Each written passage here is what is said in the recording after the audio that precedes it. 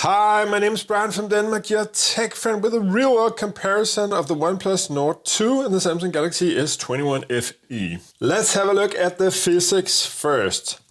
If you compare these two phones, well, on the sides you have a power button, a volume up-down rocker on the Samsung, and you have a power button on the Oneplus on one side, and then you have this toggle switch between volume off, vibration, and volume on.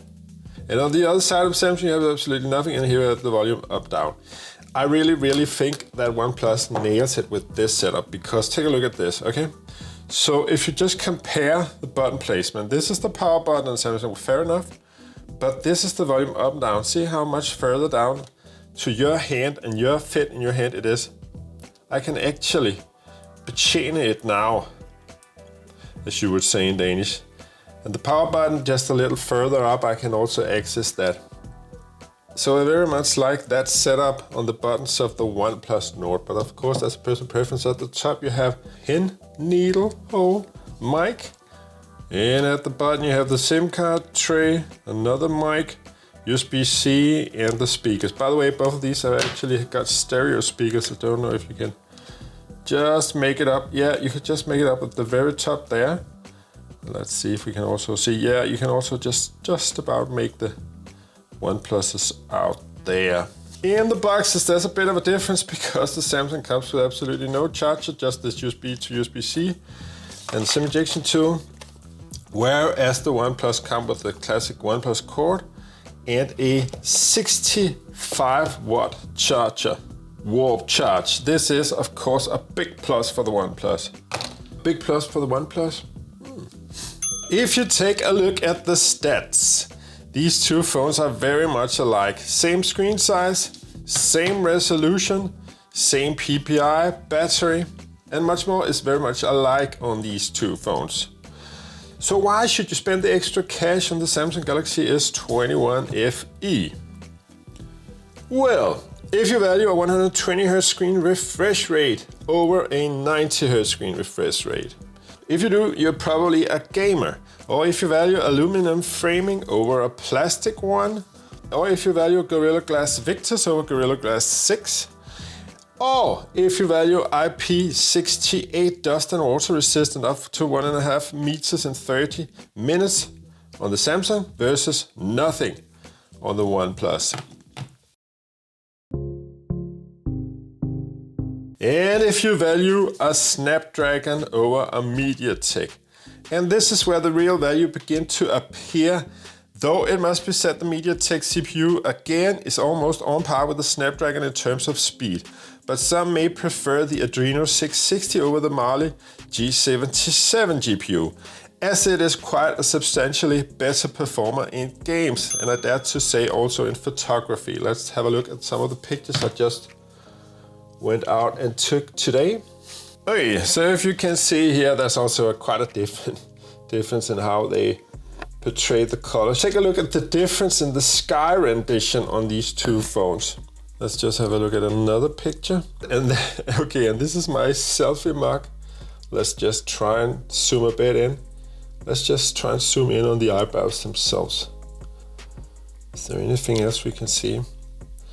Yeah, we could even look at the small hairs at the top of my forehead. But okay, you can see they're pretty evenly matched. Okay, and this picture was with the ultra wide. Let's just zoom in a bit. So again, I think they're very evenly matched. And this was at maximum zoom again. It's very hard to tell any substantial difference, but then let's have a look at this close-up of a leaf. Let's have a bit of a zoom there. You can see there's a small difference in how the colors at least are represented. You would perhaps prefer the warmer tone of the Samsung. Here on this one, it seems the OnePlus has got the warmer tone. And again, very evenly matched. A bit more saturation on the Samsung, I would say. But all this just goes to show they're not that far apart. Let's have a look at this. This is always an interesting shot. A selfie shot at night time. So you can see both of them are actually applying bouquet. And you can see it's just clipped over the top of my hair there. But it's doing pretty good in consideration that it's a 2.5 aperture on the OnePlus. And then some pictures of some beautiful small flowers.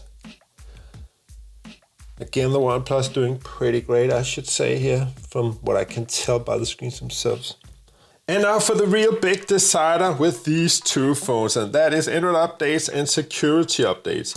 The OnePlus Nord is only promised 3 years of security updates and 2 major OS updates. That means it launched with Android 11 and it will get Android 12 and Android 13. And then it will not be supported after its release date, and that was in July 28th of 2021. So that means 2024 July the 28th, then this will receive no more security updates. No longer serviced from OnePlus. It no longer receives security updates and nothing.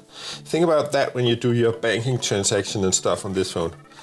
This one, on the other hand, the Samsung S21 FE 5G version here is promised 5 years of security updates and 4 major OS updates. That means we'll get from 13, 14, 15, 16, Android 16, and it will receive its last security patch in around 2027 in January. So this is a very sure buy if you value longevity.